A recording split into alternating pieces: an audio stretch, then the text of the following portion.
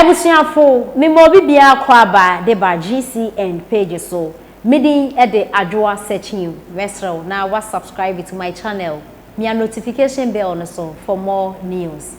Okatakyie Efrifa Mensa ye journalist e wo Ghana hanom na Okatakyie e na okase ne nsem a okenya ne se eye omanpanin dada His Excellency John Dramani Mahama onimade potia omanpanin dada esanso ababeji wo Ghana fo Okatakyie Efrifa etrese one de odwen ho a onte ase omanpani dada wo kohi because amembu ya ubebu ye hu de wo ye na Ghana fo sake o na ba ya ube anka ka bibi fofo mpo kire Ghana fo ka asem bi to ye ntrim ka asem de bi kire ye na anka Ghana fo nyenya gidi bi wo mu mpo ne anka se e bia wote so no e na o first time we hu so nti na bia second time oba beboa ye na wa first time na we hu so second time ya wo be isu a onka se papa bia nkire yen e na wo nem na wo to anyampia nti Okatakyie Efrifa e kire se omanpanin dada His Excellency John Dramani Mahama frankly speaking ohun ade a omanpanin dada John Dramani Mahama e ba beye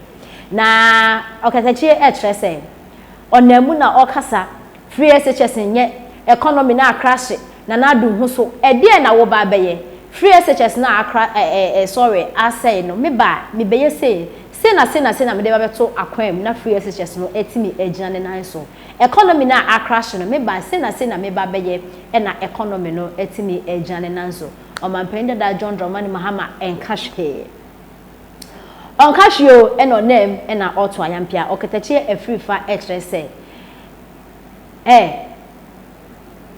yempo free SHS no eyade a eye free SHS na do e de ban ne de wo obeka se enye bia na wo boa wo dada wo kra eyade a eboa oman Ghana enti se omanpanin da John Dramani Mahama na NDC amayoko mo se free education se enkoyie na se mo ba na se mo kan se mi kire se free SHS na enkoyie no ye ba be ye ni se na mo ka ho hwedi na mo ba be sake free SHS na se Ghana fo abatan abebre nti omanpanin da wala president na wo sanso beji na Okatakyie Efrifa so hu so na adofo Okatakyie Efrifa ya meka ne ho asemi ye beka ya 2020 abra ye ba beto aba and amanfo bi sorry wo Ghana hanom wo se fix the country and afin so no freedom fighters and the same crofo mu di na do na ni papa e wo 2024 anya asem sorry 2020 anya asem keto akra His Excellency and ado dan kwakufu ado ne ho fa no freedom fighters ya and the freedom fighters here Okatakyie Efrifa no ka ho Captain Smart ka ho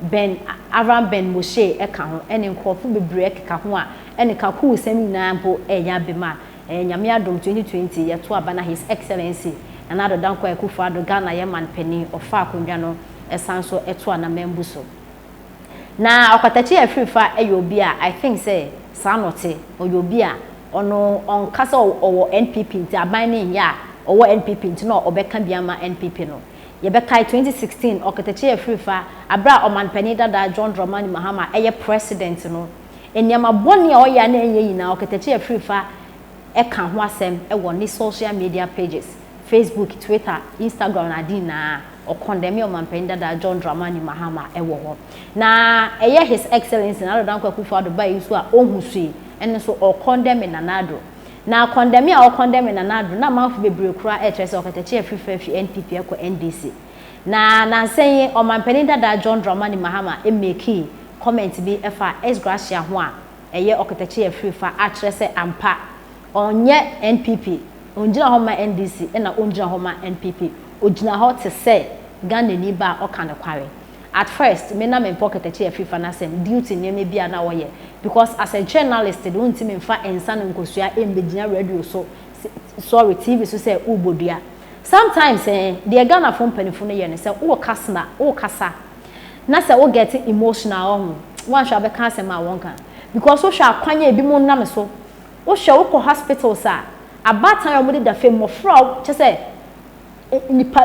ni papa no da fem ewo hospital just because impact inye enough ewa bra ye gold timber diamond just say you bibie bu Ghana nti eba ne sen e na ka Ghana fo na South Africa fo podika ahokyere ba ha because nyame ye sra ya bibie bi na so no ye mpanifo no one want ye case want so dogo bi nua bekra wo ba obeye kakra no mo edifa no moko nti sometimes when you are talking na so one ye careful abe kan sem bia wonka nti Okatakyie free fa na ofa nkosua na ensa begina TV so e case ne de na mene na nya adwen but recently ya obi a watimi abo omampenda da John Dramani Mahama nechi e wo 2016 na oye company man nanado buy nso onye ade enye na obo nanado nechi na omampeni dada na nke yenim so opena sem no wasan so ko make comment bi a rich menu yenim so omampeni dada John Dramani Mahama ba ontimi ye eye S-Gracia no na Okatakyie free fa etimi asan so ababeka no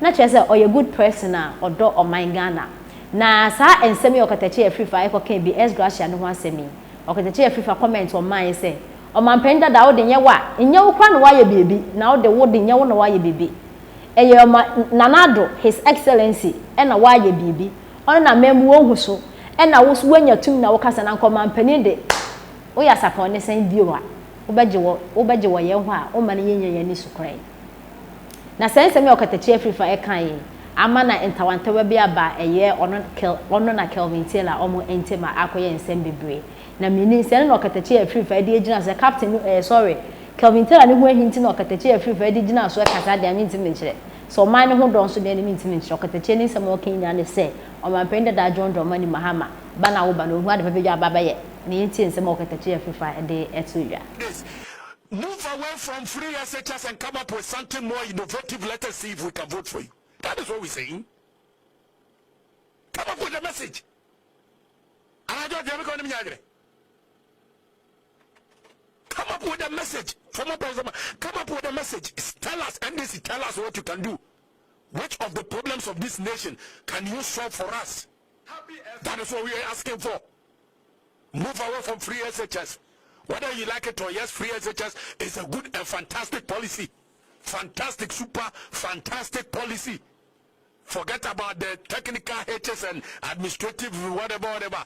Mr. President, what you buy your infrastructure, that is what you were touted for.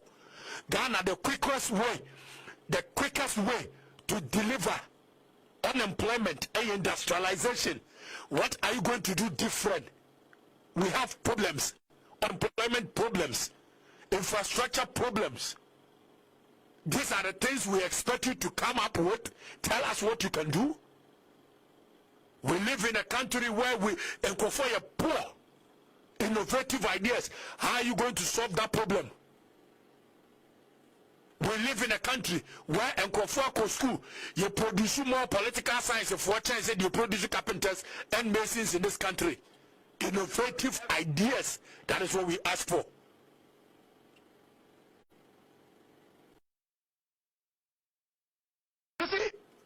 I don't know who is advising the former president. Former president Mahama you bisa questions. Problem ben na what Ghana also say Nana Akufo-Addo sat down and identified say Ghana nkola ese omutimi ko school eti wodi free SHS beba.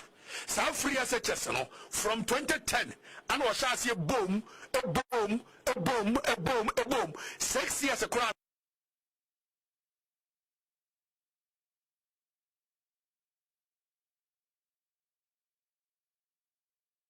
Meanwhile, social responsibility at MTN for the atu omuso aban ne the atu omuso ne say adwuma ne de mo beye nanso musika mo benya no mo de beye den mo de beye ya kwan. That's right. Enti obi to Ghana to pay for these To two countries to develop their roads, but they were not willing to pay to develop the roads of Ghana until they will reject the budget. Because they don't understand. They didn't understand. They don't understand. Chairman, they didn't understand because NDC for got to me say, "Utia 11 ya yebebu kom." Chairman, I idea here me ya. That was that 11 case. No say, Chairman, Mumbai and Kano Kray, Ghana ni ocean. Me say me na me wo Ghana, me ne me ghetto boys, ne me boys, ne me auntie, no me ne me crofo bibiri, bibi nkomo bibiri. Okay, and I asked one time, say, now 11 na dentina. This guy is a our guy. Told me plain say, Boga, forget yomu Ghana dear bibia omu be kasa. Aden omu be kasa. Omu tete to one na me ni omu tete to ni na no. Obi ani wa sabe busumi edu kura wa send 100 Ghana come on mameda. Chairman, 11 so you say Your first 100 free. The second one now person you 200 a day. No, the day now person we 200. No, and I bet you say escano. Chairman, enti Ghana for a motion me. We end this new union MPP. We would it see they are making. Share they are making ye na say na would for what you mammy for just 1 minute. Aban bi say esikafoɔ na esisi adan chairman esisi factories esisi nneɛma na esika wɔ mo nsɛm no wɔn na use yɛn hiafoɔ ne de build ɔmo companies ana mɛboa that's half a pay. It is so mu use me here ni di buku ɛdeɛ company de na Ghana so deɛ ye pay me nya to the point say aban pɛ kwan a wosu benya sɛ sikani no so mfa soɔ because we are adwuma na bosome ye de atatia bi ahyɛ won sa se fa koyɛ den fa kɔtwe wabusua enti aban ne pɛ kwan a sikani de betua den